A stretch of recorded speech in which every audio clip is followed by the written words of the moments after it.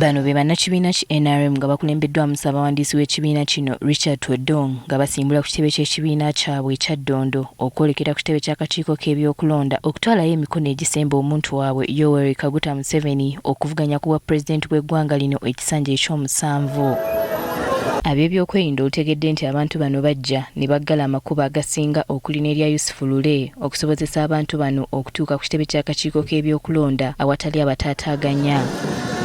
Bano nga bakulembeddwamu ab'ebyokwerinda okubadde poliisi n'amagye batuuse ku kitebe ky'akakiiko k'ebyokulonda wakati mu kusaakaanya eri abawagizi b'ekibiina kino n'ekimotoka kimagulu 10 ekibadde kyetisse empapula okuli emikono gyabwe. Bano bagenze butereevu kuweema akakiiko we keetegereza emikono egireeteddwa abantu ab'enjawulo abeegwanyiza ekifo ky'omukulembeze w'eggwanga. The signatures were signed for the candidature of Yoweri Kaguta Museveni. We have more than 2 million signatures. I hope you have enough space to receive them. Wadde nga bano babadde baleese emikono egisukka ku egyo egyetaagisa akakiiko k'ebyokulonda kakebeddeko egyo gyokka egyetaagisa emirala ne babalagira bagizzeeyo.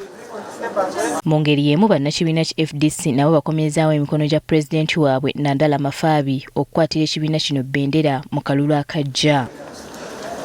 Bano ababadde bakulembeddwamu Robert Centenary beemulugunyiza ku byuma by'akakiiko k'ebyokulonda ebiwandula amannya g'abantu nga y'ensonga lwaki bo baleese emikono egisukka ku gye babalagira okwewala embeera ezeerabibwako mu nteekateeka y'okusunsula egenda mu maaso. Nini namba ziweebwa gavumenti ate akakiiko ka gavumenti bwe kagamba nti nini namba teziyiseewo tezisaanidde okuyitawo kiba kitegeeza nti gavumenti erina ebitali bituufu byekola. Waliwo n'abalala abakomezzaawo emikono nga beegwanyiza ekifo ky'omukulembeze w'eggwanga. Tusanze n'obuzibu obw'akaseera akaateekebwawo. Ffe tulowooza nti ennaku 3 ezaatuweebwa nnaku ntono nnyo omuntu okutalaga district 98. We are bringing back the signatures that are required by the Electoral Commission. So that's why we are here today. Okusinzia akakiiko k'ebyokulonda abantu 16 be bakakomyawo emikono gyabwe nga ku bano kuliko ebibiina by'obufuzi okuli ekya NRM, NUP, FDC n'ebirala.